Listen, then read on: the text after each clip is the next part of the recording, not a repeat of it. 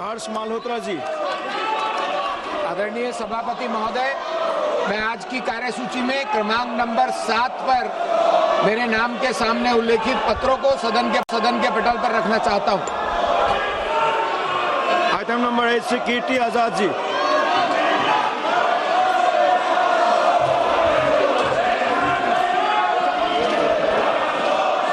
I rise to present a copy each of the 24th, 25th, 26th, 27th report, Hindi and English versions of the Standing Committee on Chemicals and Fertilizers, 18th Lok Sabha, as listed against my name in today's list of business. Thank you.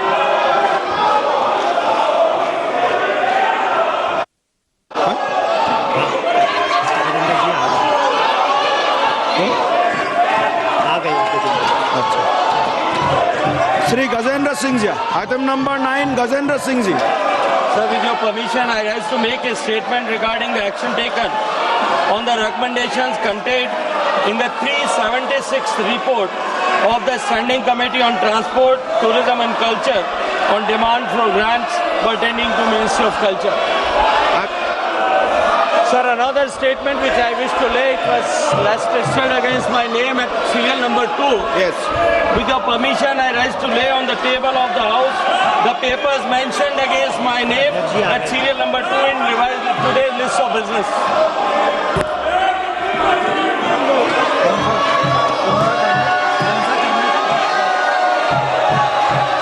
Item number 11. Item number 10 Jain Chaudhary. Sir, with your kind permission, I rise to make a statement regarding the status of implementation of recommendations contained in the 17th report of the Standing Committee on Labour, Textile and Skill Development on demand for grants 2026-27 pertaining to the Ministry of Skill Development and Entrepreneurship. Number 13 Shri Jitendra Singh.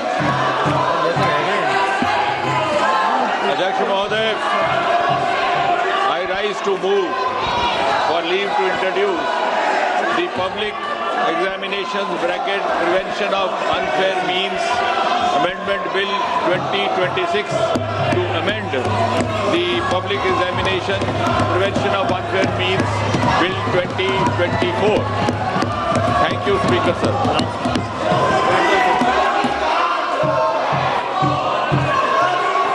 आप इस पर विरोध करना चाहते हैं? इस विषय पर बोलना चाहते हैं? सोगत राय जी, एन के प्रेमचंदन जी, मनीष तिवारी जी,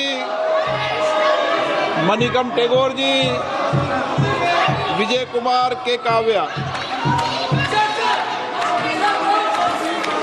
मान्य सदस्यगण, जो भी मान्य सदस्य इस विधेयक पर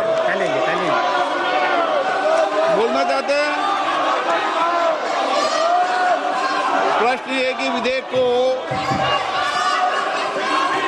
विधेयक को पुरस्तापित करने की अनुमति प्रदान की जाए। जो सदस्य इसके पक्ष में हाँ गए, जो सदस्य विरोध में ना गए, मेरे विचार में निर्णय हाँ वालों के पक्ष में अनुमति प्रदान की जाती है। माननीय मंत्री जी, अब विधेयक पूरा स्थापित करें। Speaker sir, I introduce the bill.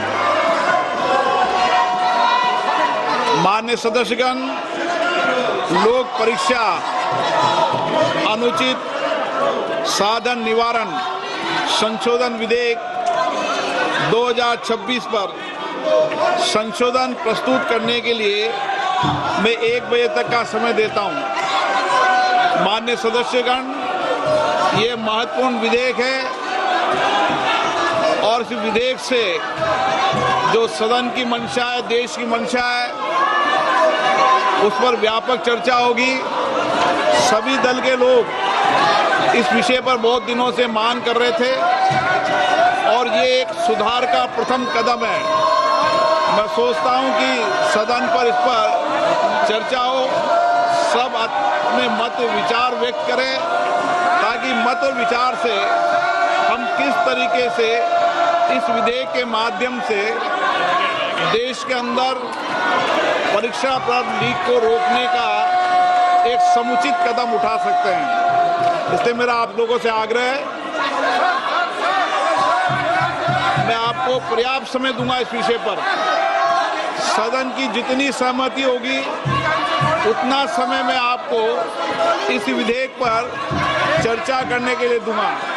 मेरा आपसे आग्रह है, ये महत्वपूर्ण विधेयक पर आप सदन का सहयोग करें और इस पर चर्चा करें। चर्चा करना चाहते हैं?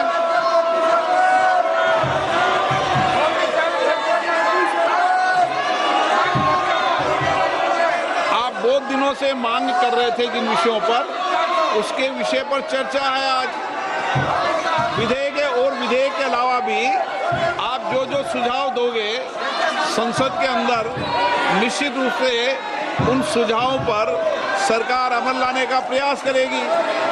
यही लोकतंत्र है, सबके मत सबके विचार आए, और लोकतंत्र की यही प्रक्रिया में मैं सदन से अपेक्षा करता हूं कि आप नारेबाजी तख्तियों की जगह चर्चा करें, संवाद करें, अपने मत और विचारों को रखें।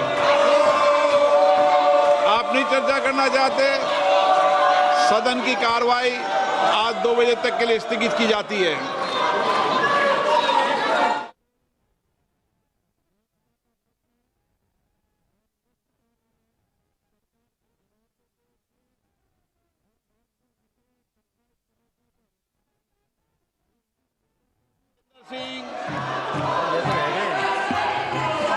अध्यक्ष महोदय, I rise to move for leave to introduce the public examinations bracket prevention of unfair means amendment bill 2026 to amend the public examination prevention of unfair means bill 2024.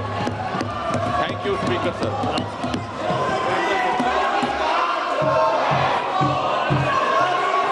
आप इस पर विरोध करना चाहते हैं? इस विषय पर बोलना चाहते हैं? सोगत राय जी, एन के प्रेमचंदन जी, मनीष तिवारी जी,